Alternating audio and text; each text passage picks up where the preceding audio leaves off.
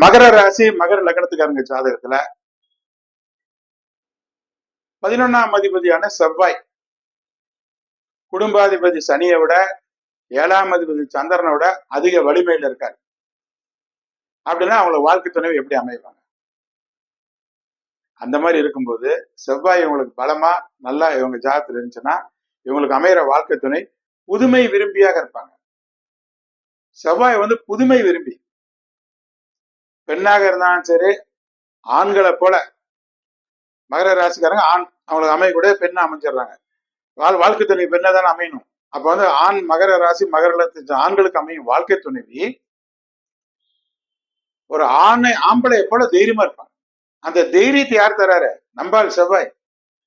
எவ்வளவு கெட்ட பேர் வாங்கினாலும் அவர் செய்யற நன்மைகள் பயங்கரமா இருக்கும். ஆனா அந்த நன்மையை ஒருத்தர் கூட எடுத்துக்க மாட்டாங்க. செவ்வாய் செய்யற நன்மையை ஒருத்தர் கூட எடுத்துக்க மாட்டாங்க. அவர் செய்யற அந்த கெட்டதை மட்டும் தான் மத்தவங்க எடுத்துக்குவாங்க. நல்ல திறமை உள்ளவங்களா இருப்பாங்க, நன்றி உள்ளவங்களா இருப்பாங்க. நன்றி உணர்வு உள்ள ஒரு செவ்வாய் நன்றி உணர்வு உள்ளவங்களா இருப்பாங்க.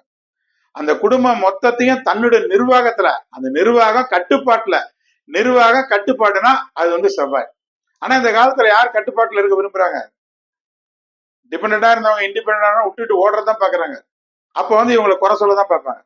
அதனால குடும்பத்தை நிர்வாகமாகவும் கட்டுப்பாட்டிலும் கட்டுக்கோப்பாகவும் கொண்டு வரது விரும்புறவங்க அவங்க.